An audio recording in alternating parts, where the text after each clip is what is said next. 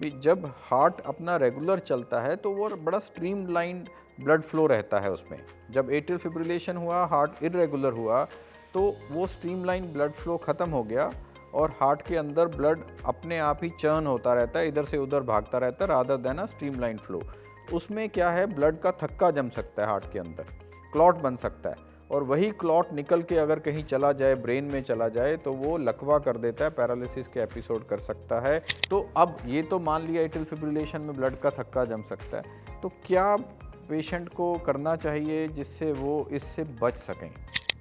सबसे पहले तो पेशेंट अगर ऐसी कंप्लेन करता है कि उसको घबराहट हो रही है, तो सबसे पहले ईसीजी करवानी है, उसके वाइटल्स चेक करने हैं, हार्ट रेट कितना है ये चेक करना है। अगर पेशेंट को हम ईसीजी कराते हैं उसके अंदर एट्रियल फिब्रिलेशन आता है, तो ऐसे पेशेंट्स को इको करवानी चाहिए, कंपलसरी है।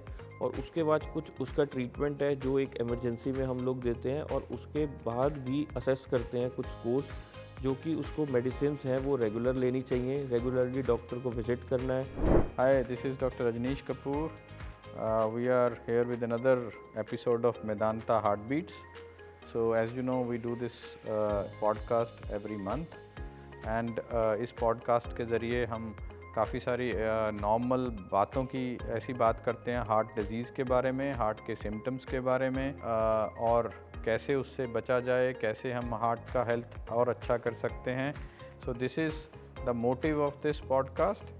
और आज के इस प्रोग्राम में भी हम ऐसे ही एक सिम्टम है हार्ट का, हार्ट डिज़ीज़ का माना जाता है, बहुत सारे लोग उससे परेशान होते हैं, बहुत सारे पेशेंट्स हमारे पास आते हैं जो ये बताते हैं उनको पैल्पिटेशन हो रहा है। तो ये पैल्पिटेशन क्या है, इस बारे में हम बात करेंगे, and we are lucky to have doctor Rohit with us. Doctor Rohit is a very dynamic doctor from Rohtak. He is practising as physician, MD medicine इन्होंने वहीं से किया है, और बड़े अच्छे से अपना प्रैक्टिस में बहुत सारे पेशेंट्स को ट्रीट कर रहे हैं। Welcome doctor Rohit. Thank you so much sir, thank you for having me here.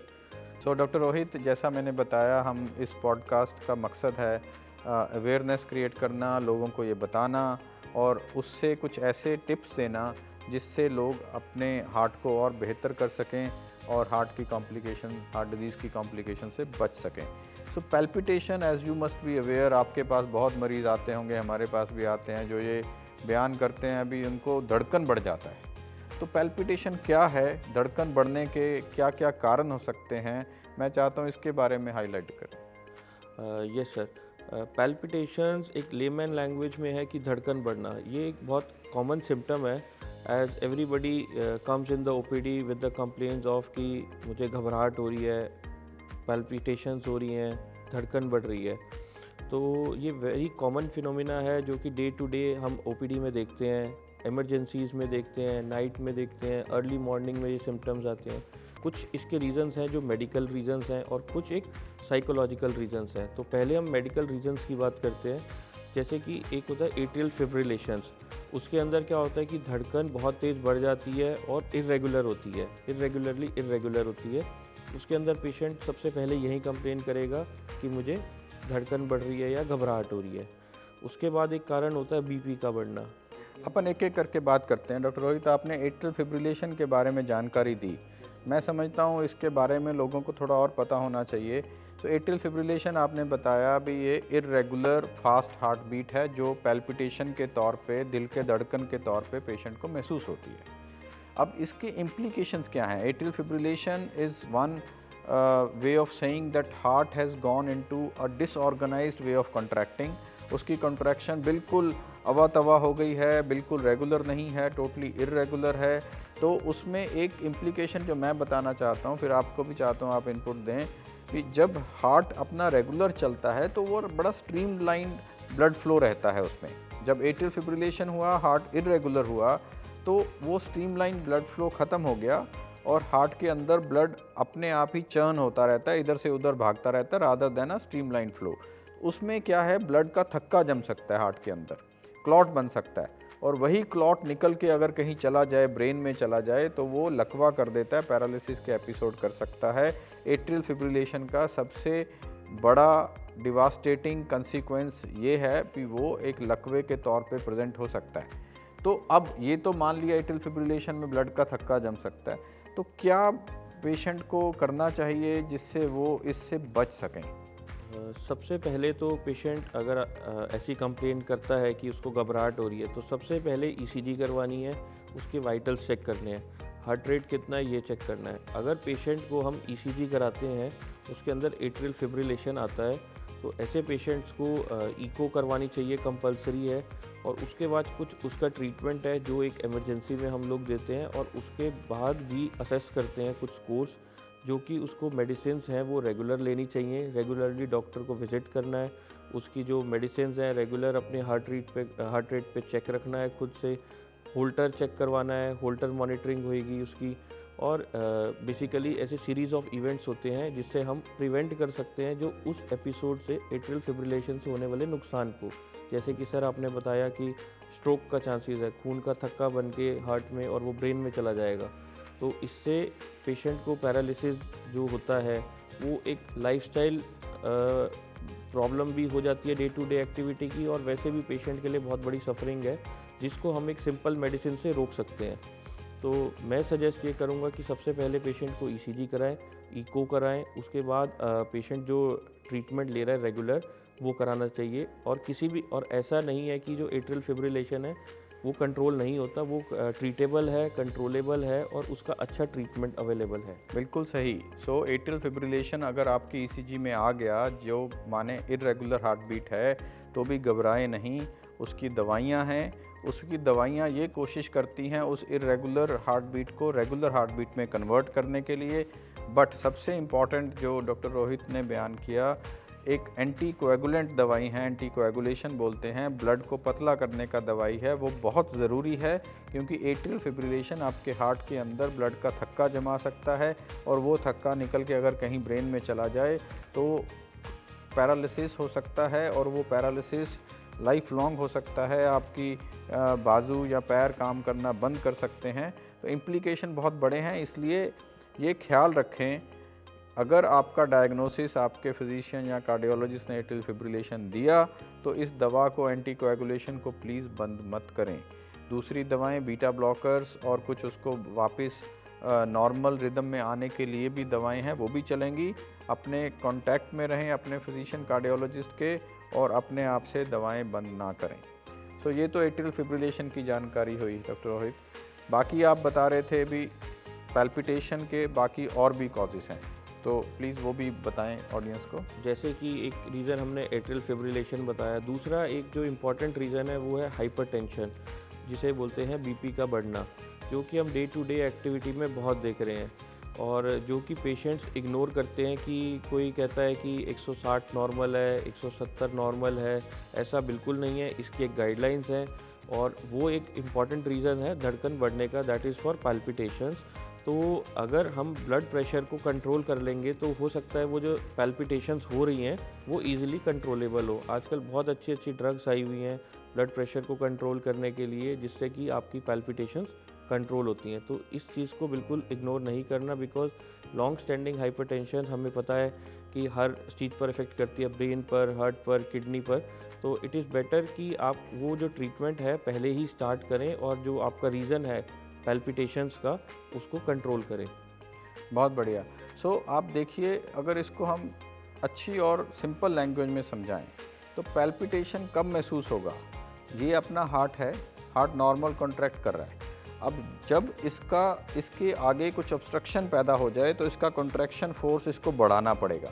तो वही हाई ब्लड प्रेशर में होता है, वही वैल्वुलर स्टेनोसिस में होता है, कोई एओर्टिक वाल्व की डिजीज़ हो, अगर इसको कॉन्ट्रैक्टाइल फोर्स ज़्यादा लगानी पड़ेगी ब्लड पंप करने के लिए, तो वो आपको महसूस होगा जैसे आपकी चेस्ट में कुछ धड़कन तेज़ हो रही है या फोर्सफुल हो रही है, या आपका हार्ट बीट बढ़ गया, उसकी फोर्स ऑफ कॉन्ट्रैक्शन हार्ट की बढ़ गई, या आपका हार्ट बीट बढ़ गया, जो हमने पहले बात किया।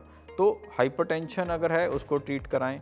कोई इको में आपके वैल्व डिजीज़ मिलती है, जो वैल्व का जो ओपनिंग है वो नैरो हो गया, वो तंग हो गया, उसको ठीक करना ज़रूरी है।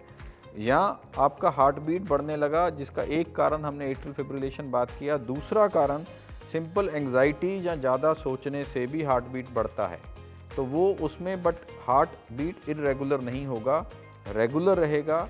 उसका जो अपना रिदम है वो बिगड़ेगा नहीं। जो ऊपर के चैम्बर और नीचे का चैम्बर है वो सीक्वेंशली वैसे ही बीट करेंगे, तो वो हार्ट हमें सिंपल ईसीजी से पता चल जाता है ये साइनस टैकीकार्डिया है जो एंग्जाइटी से हो सकता है या एट्रियल फिब्रिलेशन है। तो ये बहुत ज़रूरी है। और साइनस टैकीकार्डिया अगर है, एट्रियल फिब्रिलेशन नहीं है, वो सिंपल दवाओं से बड़े अच्छे से मैनेज किया जा सकता है। बीटा ब्लॉकर्स बहुत अच्छी मेडिसिन्स हैं। और आप एंग्जाइटी लेवल भी अपना कम करें, योगा करें, एक्सरसाइज करें और ब्रीदिंग एक्सरसाइज करें, इनसे भी आपका हार्ट बीट कंट्रोल में आने लगता है।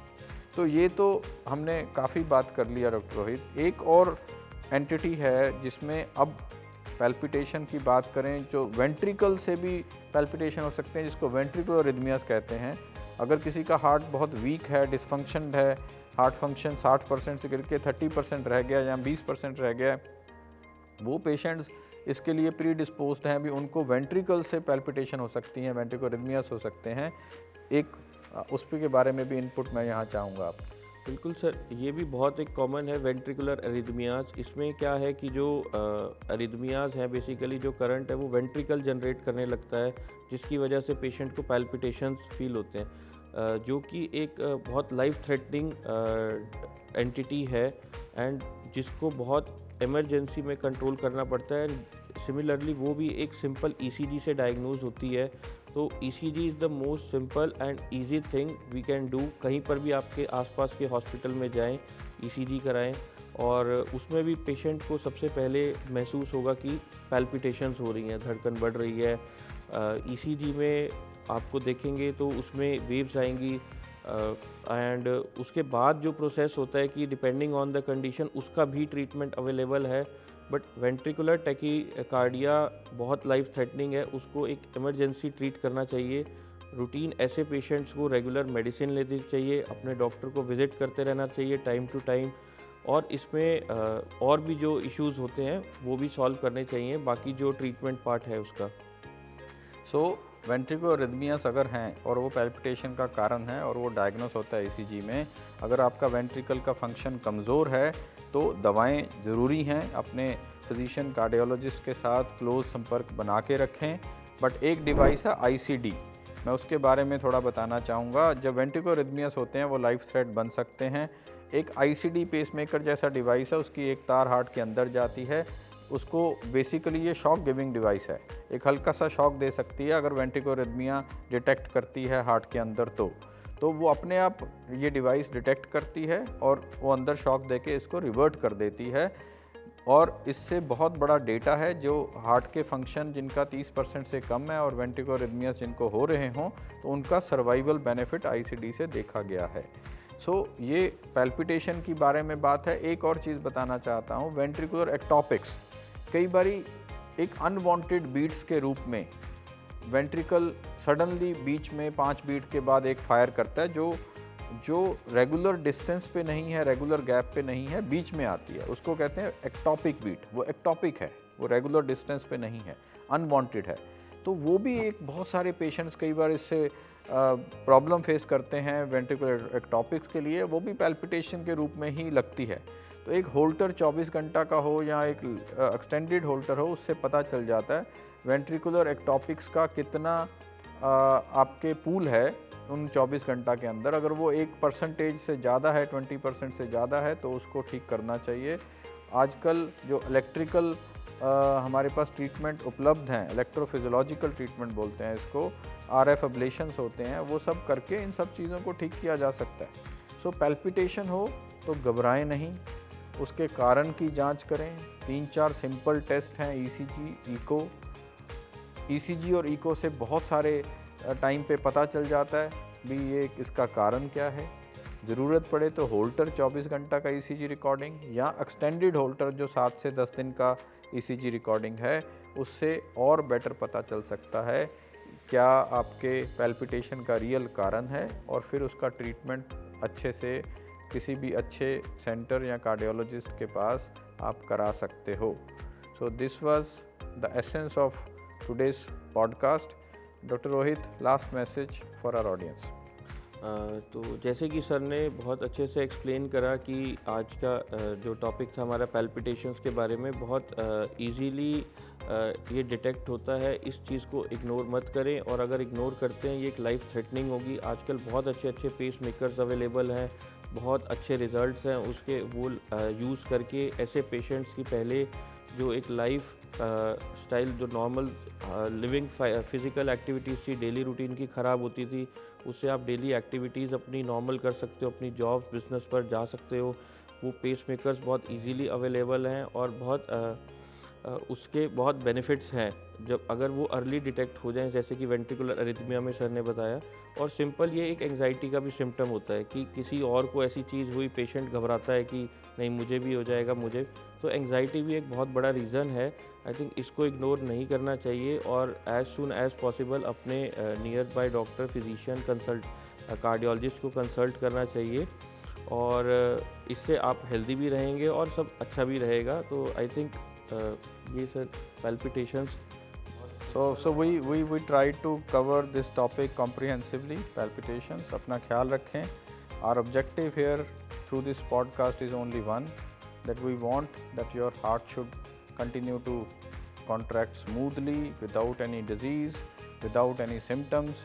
आप अपने हार्ट को अच्छे हेल्थ में रख पाएँ, यही हमारा मकसद है. So thank you for joining and we'll meet with one more episode next month.